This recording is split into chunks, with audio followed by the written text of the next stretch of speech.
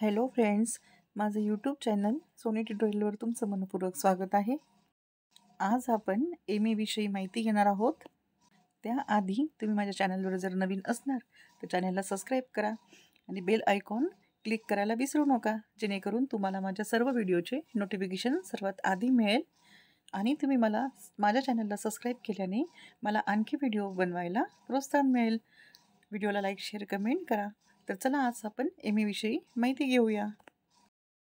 Graduation झाल्यानंतर तुम्ही MA हा कोर्स रेग्युलर करू शकता किंवा YCM मुक्त विद्यापीठातून करू शकता. जे विद्यार्थी जॉब करत असतील त्यांना YCMमधून ऑप्शन आहे MA करण्यासाठी, किंवा जे विद्यार्थी घरीच असतील ते रेग्युलर MA करू शकता. MAचा full form master of arts असा आहे व हा एक पोस्ट ग्रॅज्युएट डिग्रीचा कोर्स आहे, जो तुम्ही अंडरग्राऊंड डिग्री घेतल्यानंतर तुम्ही करू शकता.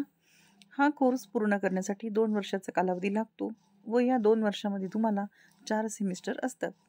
तुम्ही हा कोर्स तेव्हाच करू शकता जेव्हा तुम्ही अंडरग्रॅज्युएट डिग्री घेतली असेल. MA हा कोर्स सर्वात जुन्या पोस्ट ग्रॅज्युएट योग्यता यामधला एक असल्याचे आपल्याला कळते.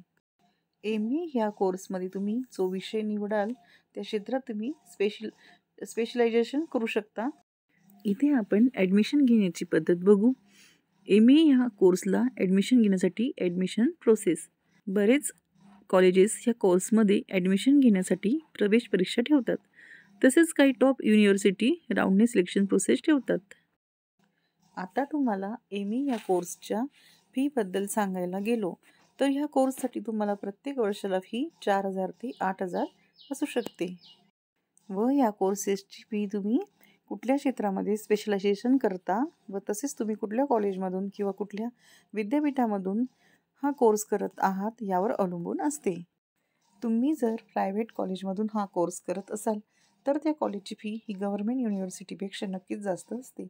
आता तुम्हाला जर MA झाल्यानंतर पुढे शिक्षण घ्यायचे असेल किंवा तुम्ही या क्षेत्रामध्ये पुढे उच्च शिक्षण घेऊ इच्छिता तर विद्यार्थ्यांसाठी या पोस्ट सर्वात उत्तम असतील व तसेच तुम्ही निवडलेल्या विषयामध्ये तुम्ही डिप्लोमा देखील करू शकता.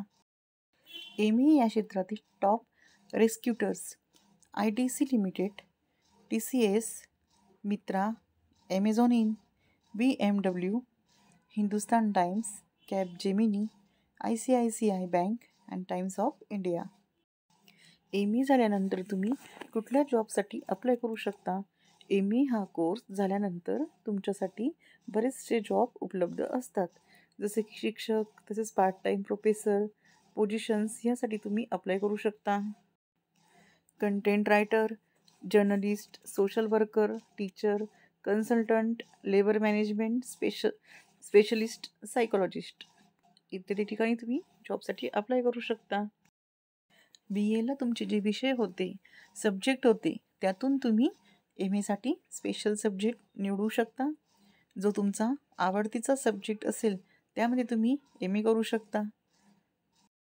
करिअरच्या दृष्टिकोनातून तुम्हाला विचारपूर्वक सब्जेक्ट निवडायचा आहे, कारण त्यावर तुम्हाला काम करायचं आहे. तुम्हाला MA विषयी माहिती कशी वाटली ते कमेंट बॉक्समध्ये सांगा आणि तुम्हाला आणखी कोणत्या विषयावरती माहिती हवी असेल ते सुद्धा तुम्ही मला कमेंट बॉक्समध्ये सांगू शकता. तर पुन्हा भेटू एका नवीन व्हिडिओसोबत.